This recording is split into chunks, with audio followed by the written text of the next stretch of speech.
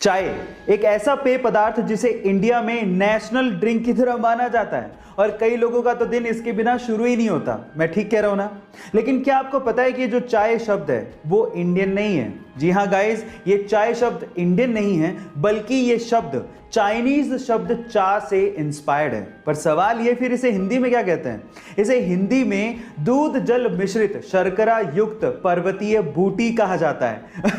अब आप लोग कहेंगे कि इससे तो चाय ही ठीक है, जो आपकी इच्छा हो वो आप बोल सकते हैं, लेकिन ये इंटरेस्टिंग फैक्ट सुन के आपको कैसा लगा? चलिए गाइस, इंडिया के बारे में एक और इंटरेस्टिंग सवाल मैं आपसे पूछता हूं। क्या पता यही सवाल अमिताभ बच्चन हॉट सीट पे आपसे पूछ ले। सवाल यह है कि इंडिया का पहला इंजीनियरिंग कॉलेज कौन सा है? इंडिया में सबसे पहले खुलने वाले इंजीनियरिंग कॉलेज का नाम बताना है आपको। क्या आप जानते हैं? चलिए मैं आपको बताता हूं। वो है IIT Roorkee, Indian institute of technology Roorkee. इसे 1847 में Thomson college of civil engineering के नाम से खोला। गाइस, किसी जमाने में भारत हॉकी का सिरमौर हुआ करता था और उसकी वजह थी हॉकी के जादूगर ध्यानचंद। बाय द वे, हमारे देश का राष्ट्रीय खेल क्रिकेट नहीं है बल्कि हॉकी है, ये तो पता है ना आपको?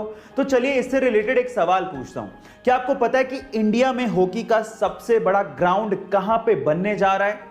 चलिए इसका जवाब मैं ही आपको दे देता हूं। इंडिया में हॉकी का सबसे बड़ा ग्राउंड ओडिशा के राउरकेला में बनने जा रहा है, जिसकी कैपेसिटी 20,000 दर्शकों की होगी। अगर कोरोना की सिचुएशन खत्म हो गई तो लगभग 20,000 लोग एक साथ हॉकी का मजा उस ग्राउंड पे ले पाएंगे।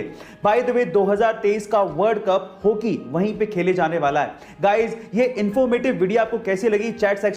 चलिए गाइस, एक केबीसी का सवाल पूछता हूं। आप बाल किससे धोते हैं?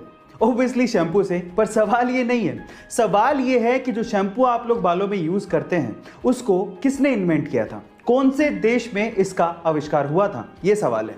क्या आप जानते हैं? चलिए मैं आपको बताता हूं।